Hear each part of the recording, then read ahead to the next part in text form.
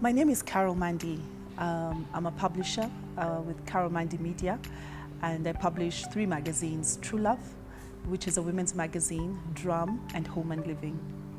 These stories are very effective and they're actually powerful. They are powerful too in giving a voice and a face to women struggling with infertility, because as we are all aware, in many families this is a hush topic. People don't want to talk about it, number one. Secondly, these women are ostracized, they are disenfranchised, they're disinherited, they are sometimes divorced, put away from their families, and they're just sort of pushed aside to the margins of society.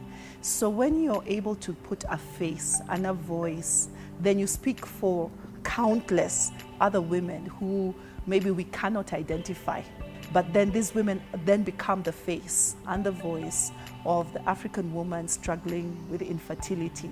So the role of the media is important in terms of chronicling the stories, but also in terms of providing information so that people know what this is all about. What is infertility? How can you deal with it? How can it be addressed? And what is the way forward? And where to go for help? Sometimes also that's critical because there's lack of information and people just feel alone sitting in their own little corner as if this is the one thing that's only affecting me. But it's a huge problem. And just, given the research that it affects 1 in 4 couples, that's big. That's about 25% almost of our population that's being affected by this. The Merck Media Recognition Award is important because it will encourage journalists to tell these stories, to highlight the issues that are affecting women who struggle with infertility. It will encourage them because in our setting, we know that there's journalists tend to be overly, is the word enamored by politics. So any stories of women, something that's affecting half the population, and it's not given the visibility or the attention that it deserves. And so I think it will encourage journalists to actually go beyond what it is that they do and the stories that they focus on, and actually look at the nitty-gritty of this issue, tell these stories, but also apart from that, offer hope, to women and men.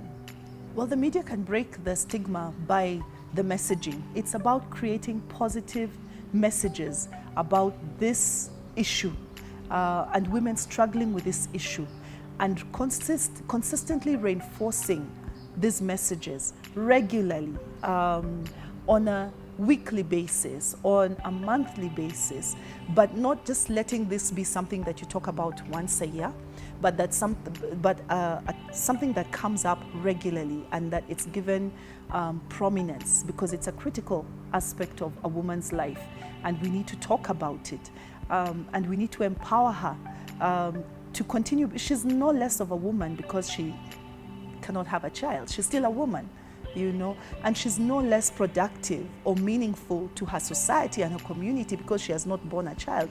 She's still just as important. And so that message needs to be constantly reinforced. And once that is done, then I believe you begin to break the stigma. I accepted to be a judge on the Merck More Than a Mother Media Recognition Award for 2 key reasons. One, I'm a woman, and this issue touched me deeply and personally.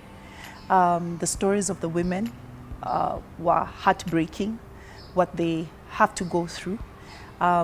Being a mother, and a woman, I know just how I loved the whole experience of motherhood, and to not have that, sometimes through no fault of your own, nothing you have done, it's just something that has happened to you, and even sometimes it's not even anything that has anything to do with you as a woman. It could even be your partner who is unable to do this. But then the way the community sort of gangs up against these women, and I want to be part of helping these women get a voice, or just raising awareness towards this issue.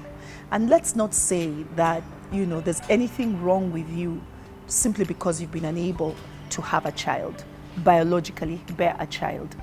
There is nothing wrong with you. You're still important, you're still useful, you still have so much to contribute regardless of that. So your womanhood is not defined by the fact that you can give birth. And yet culturally, it kind of was. Your worth kind of was, dependent on the fact that you could have a child, and in some instances have a male child. It wasn't even enough to have, children, as long they needed to be male children.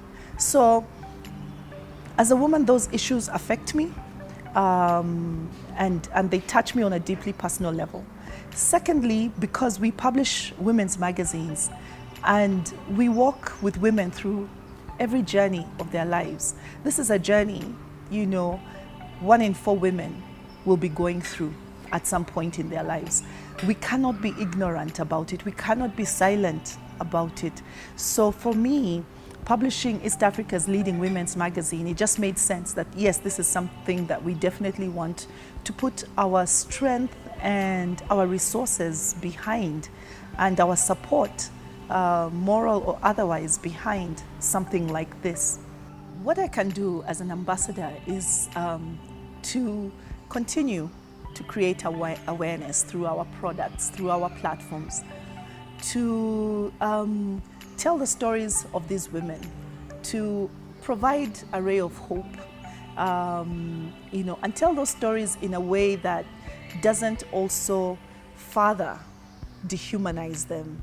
Because there is a way that you can tell a story that leaves the person who's telling the story in a place of victimhood. I want to be able to have these stories be positive stories of women moving beyond this issue of their lives and still continuing to be useful members of society, and to believe that they are actually useful members of society.